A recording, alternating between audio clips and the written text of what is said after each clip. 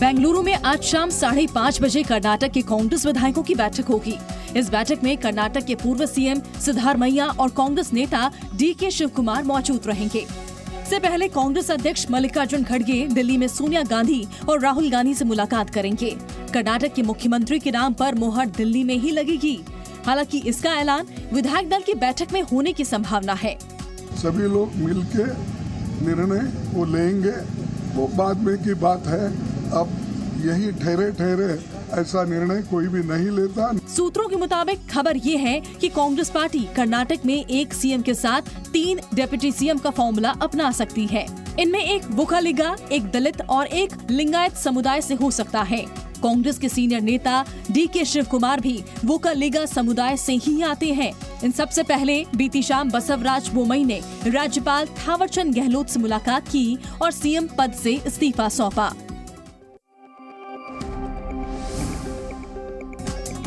कर्नाटक में कांग्रेस को बहुमत मिलने के बाद अब पार्टी में सीएम को लेकर माथापच्ची जारी है। कांग्रेस कार्यकर्ता भी 2 खेमे में बटे दिख रहे हैं। एक खेमा DK शिवकुमार के साथ है, दूसरा पूर्व सीएम सिद्धारमैया के साथ। पीएम पद को लेकर अब पोस्टर वॉर शुरू हो गया है। बेंगलुरु में कांग्रेस के वरिष्ठ नेता सिद्धारमैया के समर्थकों ने उनके आवास के बाहर पोस्टर लगाया है, जिसमें उन्हें कर्नाटक का अगला मुख्यमंत्री बताया गया है। सिद्धारमैया के समर्थकों ने जमकर आतिशबाजी भी की। वहीं कर्नाटक कांग्रेस के अध्यक्ष DK शिवकुमार के घर के बाहर भी समर्थकों ने उन्हें कर्नाटक का अगला सीएम बताया है। कर्नाटक में कांग्रेस मुख्यमंत्री के साथ 3 डिप्टी सीएम का भी फॉर्मूला हो सकता है। पार्टी कर्नाटक में दिग्गज नेताओं को नाराज नहीं कर सकती है। कर्नाटक विधानसभा चुनाव के बाद कांग्रेस अध्यक्ष मल्लिकार्जुन खड़गे आज दिल्ली जाएंगे। खड़गे सोनिया और राहुल गांधी से मुलाकात करके कर्नाटक के मुख्यमंत्री के नाम पर चर्चा करेंगे।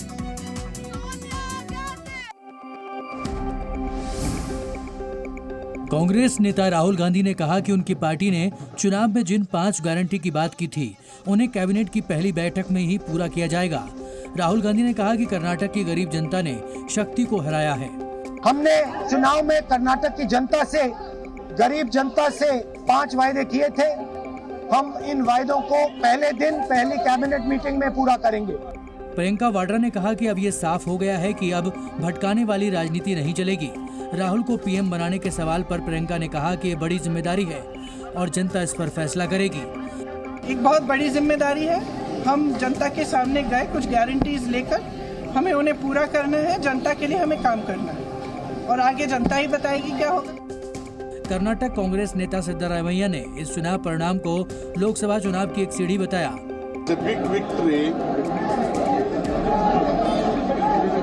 कांग्रेस पार्टी। वहीं केंद्रीय मंत्री अश्विनी चौबे ने कहा कि चुनाव में हार जीत होती रहती है, लेकिन 2024 के चुनाव में बीजेपी की जीत होगी।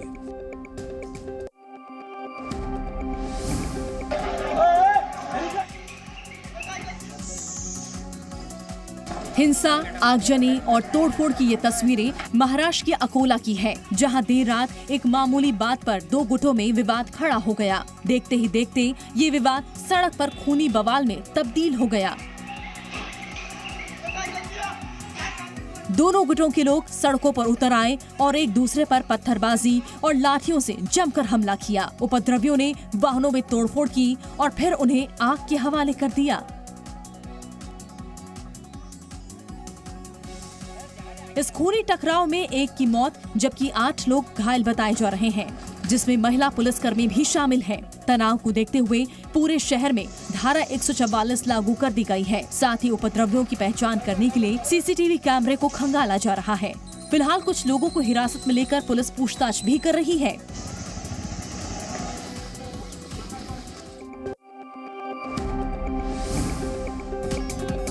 जम्मू कश्मीर में एक बार फिर सुरक्षा बलों ने आतंकवादियों को घेर लिया है। अनंतनाग जिले के अंडवान सागम इलाके में सुरक्षा बलों और आतंकवादियों के बीच इस वक्त मुठभेड़ चल रही है। सूत्रों के मुताबिक पुलिस, सेना और CRPF की संयुक्त टीम को इलाके में आतंकवादियों की मौजूदगी की खबर मिली थी। आतंकवादियों की खबर मिलते ही सुरक्षा बलों ने घेराबंदी और तलाशी अभियान शुरू कर दिया। जैसे ही सुरक्षा बलों की संयुक्त टीमें संदिग्ध स्थान पर पहुंची, वहां छिपे हुए आतंकवादियों ने उन पर गोलीबारी शुरू कर दी। सुरक्षा बलों ने भी जवाबी कार्रवाई की, जिसके बाद मुठभेड़ शुरू हो गई। सूत्रों के मुताबिक इलाके में 1 से 2 आतंकवादियों के फंसे होने की आशंका है। पुलिस और सुरक्षा बल के जवान मौके पर मौजूद हैं। हालांकि आशंका जताई जा रही है कि आतंकी मौके से फरार हो गए हैं। इसके साथ ही पूरे इलाके में सर्च ऑपरेशन को तेज कर दिया गया है। पिछले हफ्ते भी जम्मू कश्मीर के राजौरी जिले में सुरक्षा बलों और आतंकियों के बीच मुठभेड़ हुई थी।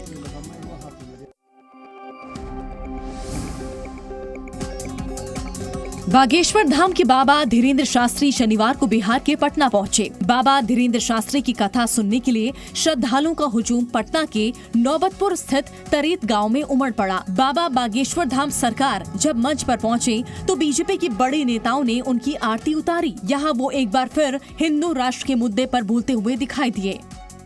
हम एक बार एक महात्मा जी को मिले, वो बोले महाराज जी आप हिंदू राष्ट्र की बात करते हैं, क्या हिंदू राष्ट्र बन पाएगा? हमने मुस्कुरा करके कहा हिंदू राष्ट्र तो बना बनाया है, घोषणा बाकी है और भारत में बहुत जल्दी हिंदू राष्ट्र की घोषणा भी हो जाएगी। हमारी भी अर्जी है, राम जी की मर्जी होगी, काम सफल हो जाएगा। बाबा धीरेन्द्र शास्त्री ने ये भी कहा कि हम हिंदू मुस्लिम नहीं करते हैं, हम तो सिर्फ हिंदू हिंदू कहते हैं। बाबा के इस बयान पर आरजेडी प्रवक्ता मृत्युंजय तिवारी ने पलटवार किया है।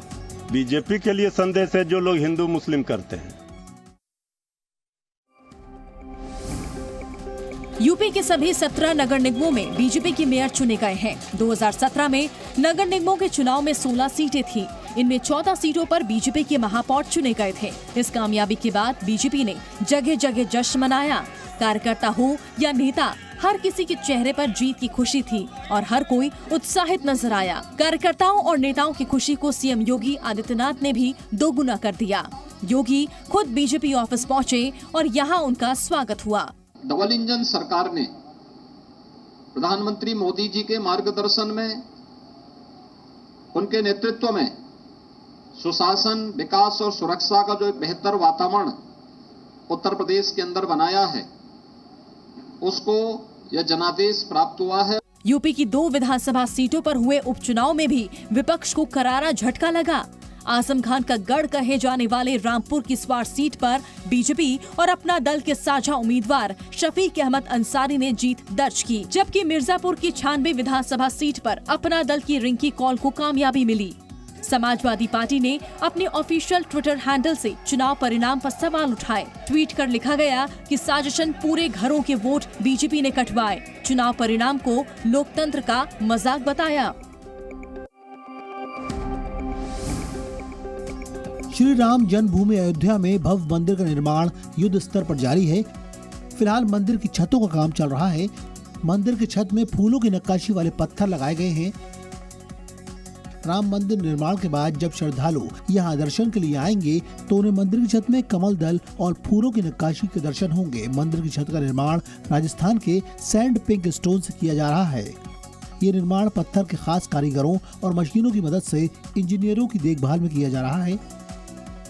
श्री राम जन्मभूमि तीर्थ क्षेत्र के महासचिव चंपत राय के मुताबिक मंदिर की छतों के निर्माण का 40% काम पूरा हो चुका है। गर्भगृह से अलग गुड़ी मंडप के अंदर के हिस्से में भी सैंडस्टोन की खूबसूरत नक्काशीदार जालियां लगवाई गई हैं। ट्रस्ट के मुताबिक इस साल अक्टूबर तक राम मंदिर का प्रथम तल बनकर तैयार हो जाएगा और जनवरी 2024 में रामलला अपने भव्य दिव्य मंदिर में विराजमान हो जाएंगे।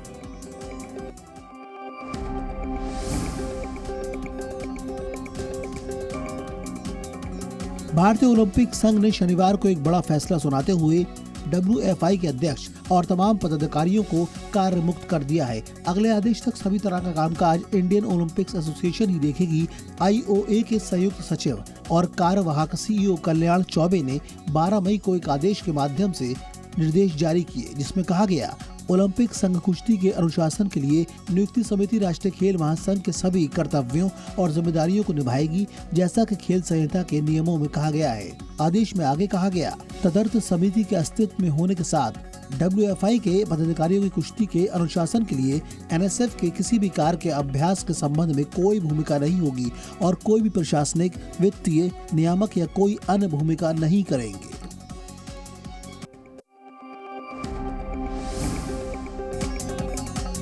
ड्रग्स के खिलाफ लड़ाई में केरल में भारतीय नौसेना और नारकोटिक्स कंट्रोल ब्यूरो को बड़ी कामयाबी हासिल हुई है। ज्वाइंट ऑपरेशन समुद्रगुप्त के दौरान नेवी और एनसीबी ने 12,000 करोड़ की ड्रग्स बरामद की है और इस मामले में एक पाकिस्तानी को गिरफ्तार किया गया है।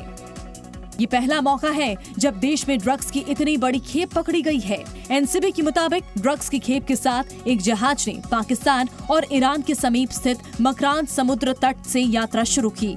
ये जहाज कई अलग अलग नावों में ड्रग्स सप्लाई कर देता है। नौसेना ने मेथाम्फेटामाइन की 134 बोरियां, एक नाव और जहाज से बचाई गई कुछ और चीजें भी बरामद की हैं।